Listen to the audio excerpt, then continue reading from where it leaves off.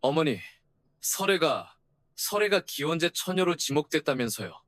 청년은 숨을 몰아쉬며 헐레벌떡 집 안으로 뛰어들었다. 그의 얼굴은 땀과 불안으로 젖어 있었다. 어머니는 대답 대신 고개를 떨궜다.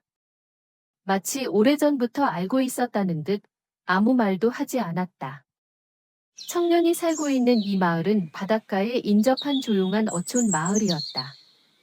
그 마을에는 해마다 봄이 되면 치러지는 오래된 제례가 있었다. 기원제라 불리는 이 의식은 마을의 평온과 풍어를 바라는 큰 제사였고, 그 핵심은 꽃다운 나이에 처녀 한 명을 하얀 옷을 입힌 채 작은 배에 태워 바다로 보내는 것이었다. 바다에 바쳐야 풍어가 있다. 는 믿음은 수백 년 이어져 왔다. 누구도 그 관습을 의심하지 않았고, 바다로 떠난 처녀는 다시 돌아오지 않았다. 어떤 이는 그들이 스스로 몸을 던졌다고, 또 어떤 이는 바다 및 괴물이 처녀를 데려간다고 말했다. 그러나 아무도 그 끝을 본 사람은 없었다. 청년의 여동생은 마을에서 가장 아름답고 성품이 고운 처녀로 소문났고, 청년은 어릴 때부터 기원제에 대한 불안을 품고 있었다. 여동생이 기원제의 처녀로 지목되자 그는 제단 앞에서 무릎 꿇고 외쳤다. 설애는 안 됩니다. 차라리 제 목숨을 거두십시오. 그러나 마을 이장은 차가운 표정으로 말했다.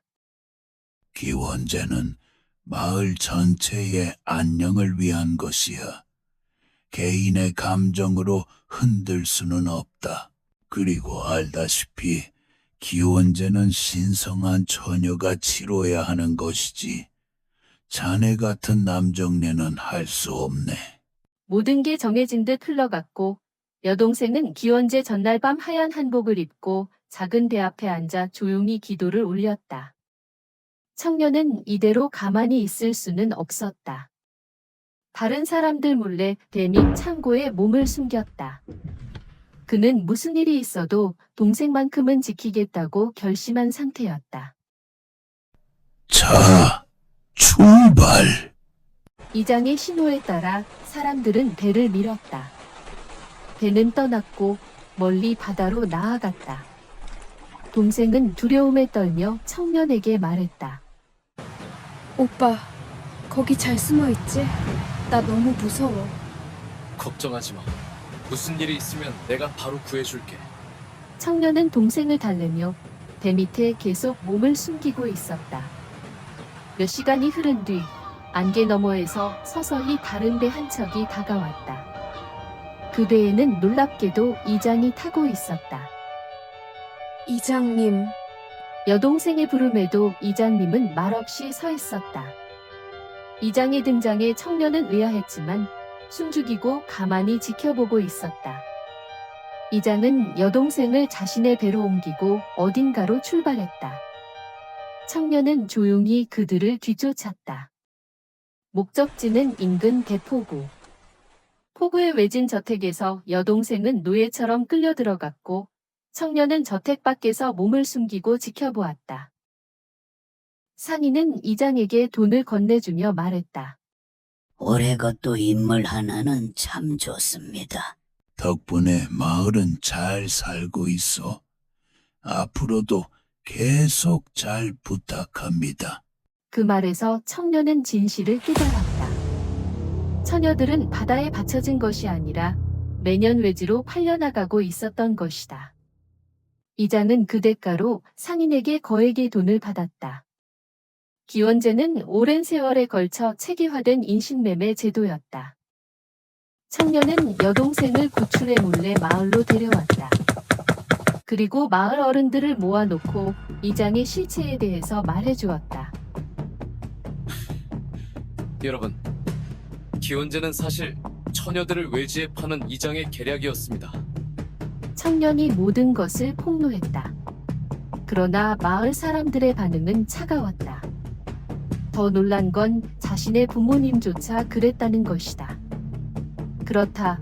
어른들은 이 사실을 모두 알고 있었다. 그때 이장이 등장했다. 그리고 청년을 향해 말했다. 우리 또한 마음이 아프다. 하지만 그 아이들 덕에 우린 굶지 않고 살았단다. 알다시피 잡는 물고기만으로는 마을 사람들 목구멍에 풀칠하기도 어려운데 그마저도 점점 줄고 있으니 굶어 죽을 수는 없지 않느냐.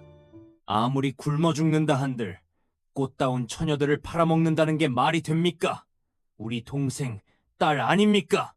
청년은 분노를 삭히지 못하고 이장을 나무랐다. 청년이 아무리 외쳐도 어른들의 반응은 여전히 냉담했다. 몇몇은 동생이 돌아와서 받은 돈을 돌려줘야 할까봐 걱정하는 모습이었다. 진실을 알린다 한들 아무것도 바뀌지 않을 것이란 걸 청년은 그제야 깨달았다. 그날 밤 여동생은 다시 상인에게 팔려갔고 청년은 더 이상 아무것도 할 수 없었다. 동생을 지키지 못했다는 죄책감과 마을 어른들에 대한 분노로 소리를 지를 뿐이었다. 그 후로 몇십 년이 흘렀다.